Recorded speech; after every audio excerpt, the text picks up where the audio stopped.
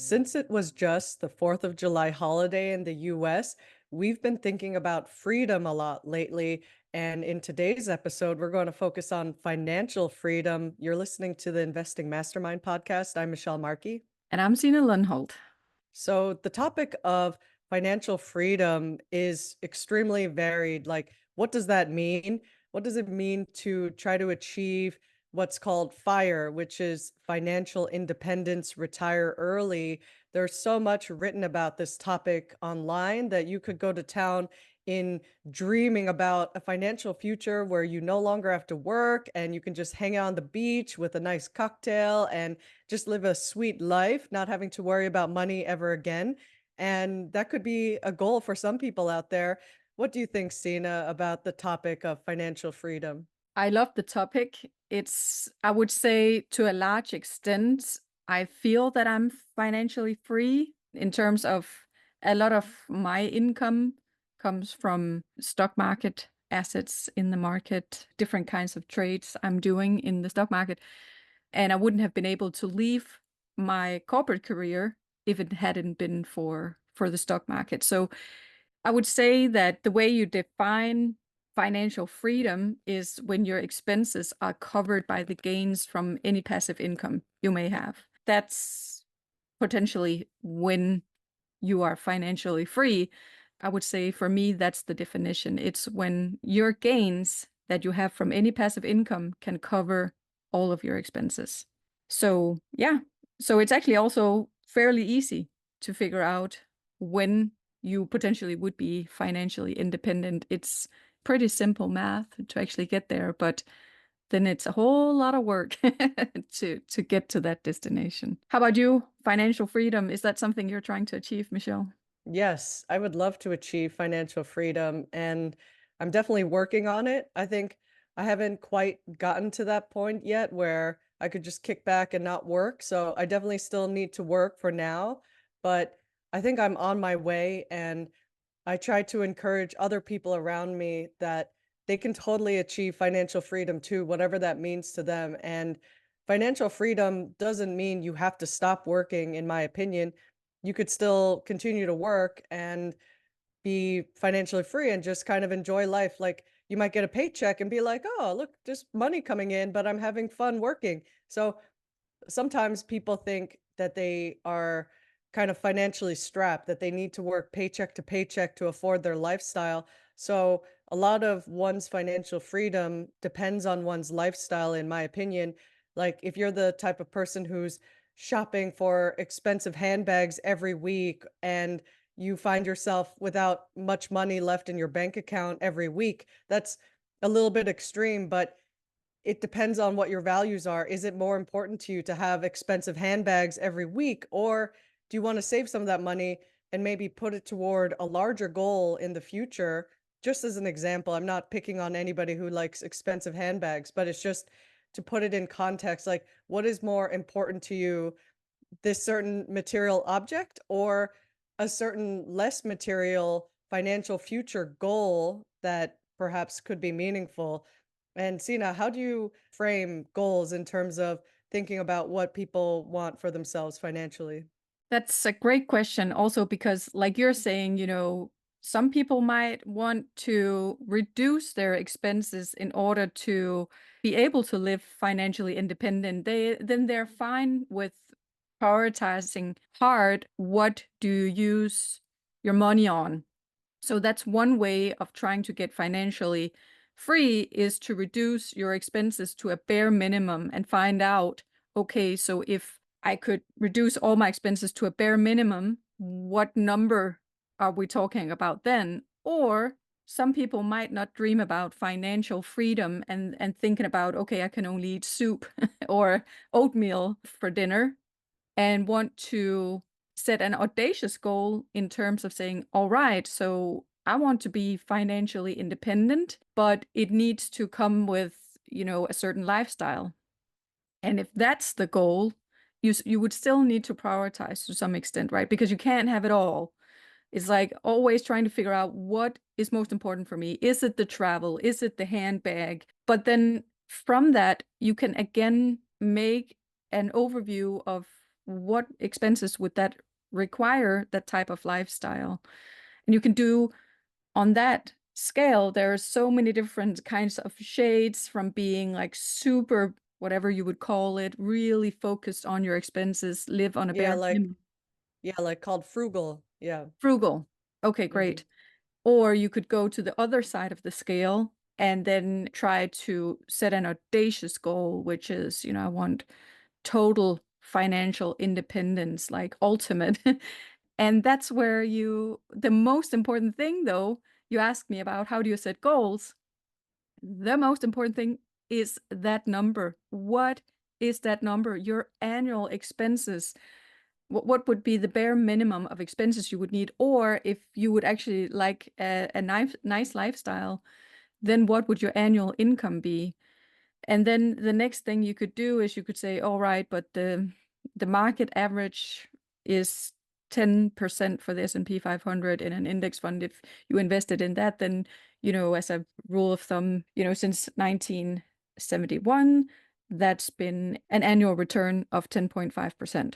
So, okay, so I would need this much money in order for it to pay me back.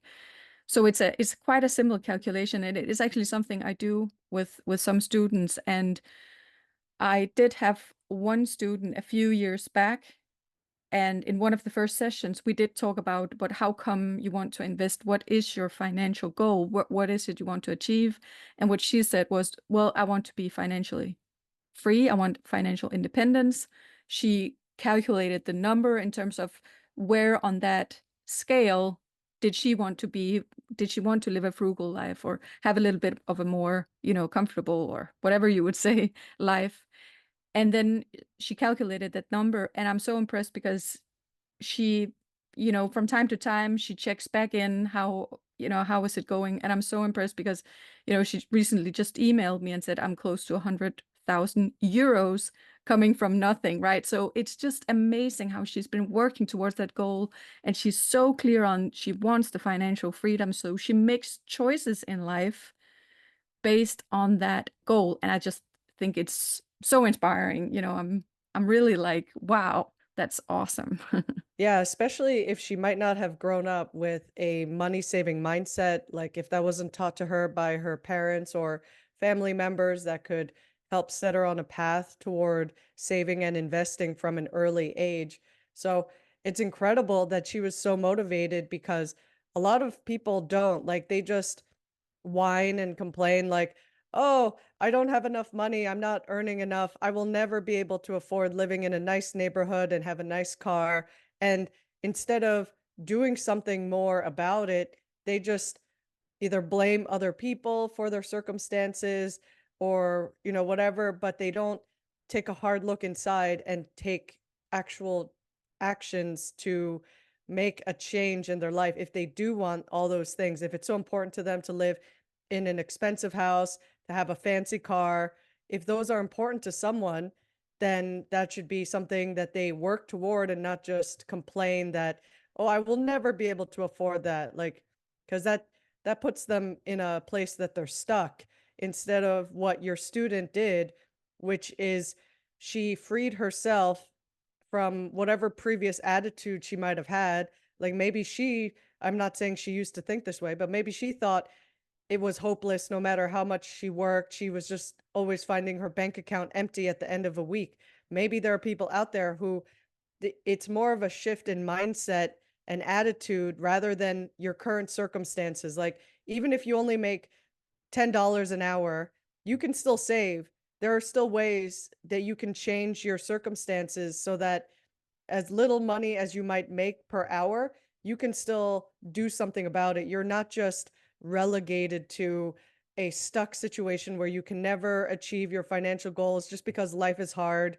Like that should not stop people. So I'm really happy to hear that your student was able to break out of more of a psychological place that a lot of people get stuck on. What is also so impressive to me is that, she's making life choices based on that end goal. Most people, they kind of just live life, check in, go to work every single day, and don't think about, okay, so where do I actually want to be in a few years? And when you don't know where you want to be regardless of it's financially, maybe your dream, even though you're listening to this podcast, is not about finances, but just having that sort of a destination. And for some people need stretch goals, some people need long-term goals. So this student here, she she can take a long-term goal and say, this is where I want to be. I'm so thirsty for achieving that, and I can keep myself in check in order to go there. And she sets up minor goals in order to achieve that bigger long-term goal, right? So that's how she breaks it up. But other people that might be listening in might be saying, okay, financial freedom is so far away from me. I'm just never going to achieve it. But what I would encourage you to do is to, just run the numbers. What would you potentially pay in rent or mortgage? How much is your food expensive for food for you and your close ones, utilities, transportation, insurance, like the bare minimum, any kind of health, medicine or anything like that that you also need to buy, just the bare minimum, and figure out what do you actually annually spend on the bare minimum of expenses in order to actually try to see, okay, so can I break it down and maybe, try to get there. For some people, a long-term goal won't help, but just having a goal towards the end of the year that's achievable might be the thing. I just think that there are so many people in life that life just happens for them. So that, and I used to be like that myself. I would say, if you're new to setting goals, set a small financial goal. That's great too, but it will help you so much in knowing where you're going. And it needs to be that thing you're excited about. Ooh, I'd like to only work 4 days a week. Be able to say, I'm going to take a vacation day, and then you work towards that. Also, like you talked about, Michelle, it might not be for everybody to just lie around on the beach or wherever and not having to work. That might not be a financial dream, that where you don't have any obligations at all. And there's always something in between. Like achieving fire is what you want it to be. And that, like you just said, maybe it's working a reduced work schedule, like you're working part time instead of full time because you now have enough money saved up that you buy yourself time. And there's no amount of money that can really buy enough time for us sometimes. Like we only have a limited amount of time. No matter what we do on this earth, all of our time will run out someday. So if you were able to make, say, wise decisions of certain good investments, or you were able to generate enough passive income through high yield bank accounts or other methods that give you enough of a financial cushion, that enables you to buy your time back to some extent, and then you can do other things you love, like even if it's something mundane, like maybe gardening, like maybe instead of working on a Friday, you bought back time that now you can garden and make your garden the most amazing thing because it makes you happy. And that's a worthwhile goal if it gives meaning and fulfillment to your life, that you have this time to dedicate to gardening, which you always wanted to do. So things like that, like it makes a huge difference in our lives. Whereas, like, let's say that same person is miserable working at an office on a Friday and it's like they're daydreaming, oh, if only I could grow my rose garden, I would just be in heaven, Like that would be whatever your goal is. It doesn't have to be some huge goal, like you need to be a gazillionaire. Like that's might not be realistic for everybody to be a Silicon Valley tech titan, but that if that's not your goal, you don't have to make yourself think like, "Oh my god, I need to be a millionaire in order to start having financial freedom." People are way closer to the idea of achieving financial freedom than they think. They only need to be honest with themselves of what their spending habits are. Like if your reality is very different from your expectations, you're going to be maybe setting yourself up for disappointment, because if you think I make a little salary and I expect to live in an expensive house, you could be stretching yourself thin in that maybe you can't afford an expensive house, and it's just a reality you have to get on that same program with. Because if you are outspending your lifestyle, like you're outspending your income, you are maybe going to feel the pain later in having to declare bankruptcy, and then your credit is shot and then you have to start over. Like that's a very painful place. So achieving financial freedom is not deluding yourself into thinking, "Oh yeah, I can have all the nice things in the world," like you said, Sina.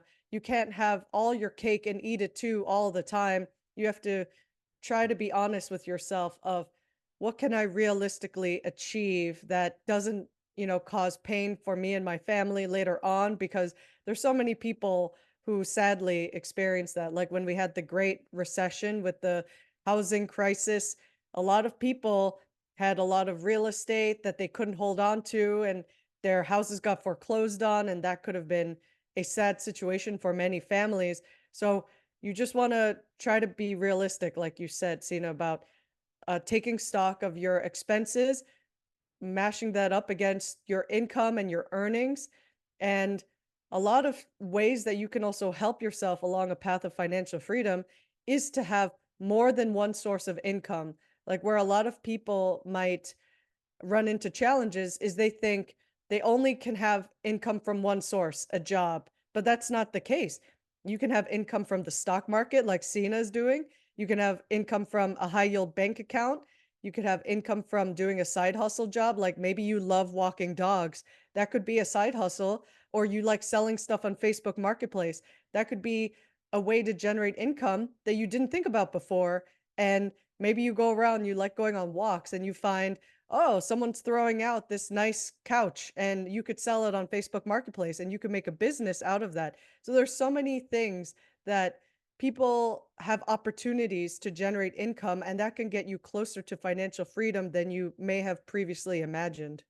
When it comes to income, I would say that my main thing is that the best income you can get is passive income. So you don't have to spend more hours unless you have a hobby that, you like you say, restoring something and then you sell it on marketplace. Well, that's great if you really love and enjoy doing that. The stock market is in one of those places where you can achieve some passive income where you don't necessarily have to spend a lot of hours doing it, and where money comes in still.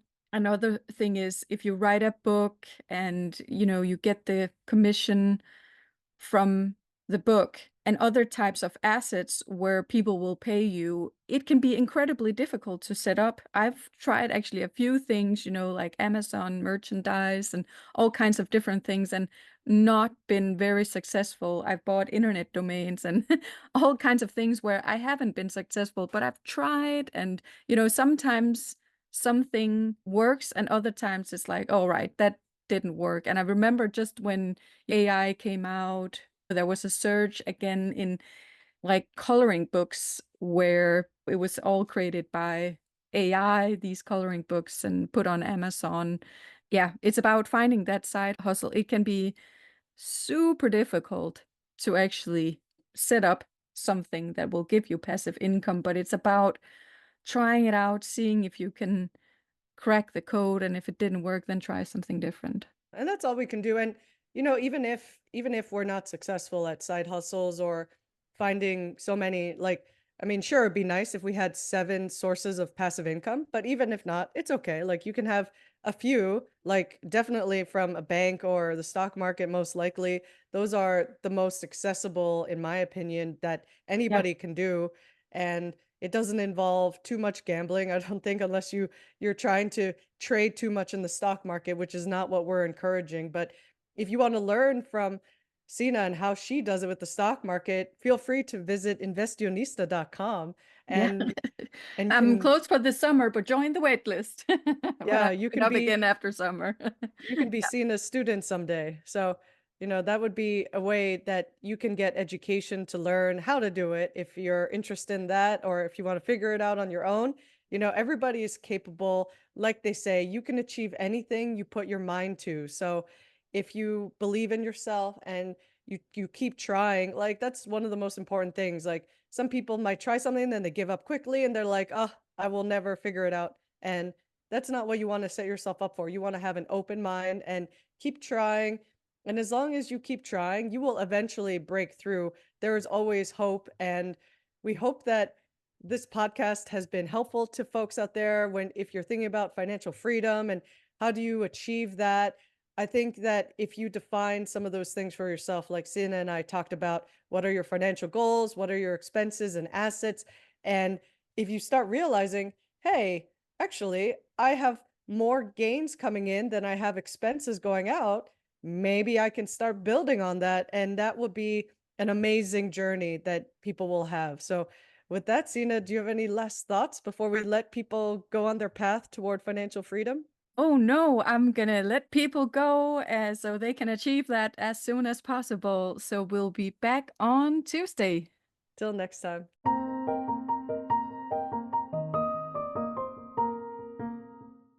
If you enjoyed the show and found the content informational, we would be super grateful if you would leave us a review and follow us wherever you get your podcasts so you automatically get new episodes in your feed. We publish a new show every Tuesday. The contents of the Investing Mastermind podcast are for educational, informational, and entertainment purposes only. None of this is investing advice, and if you need help in your personal situation, please consult with a professional.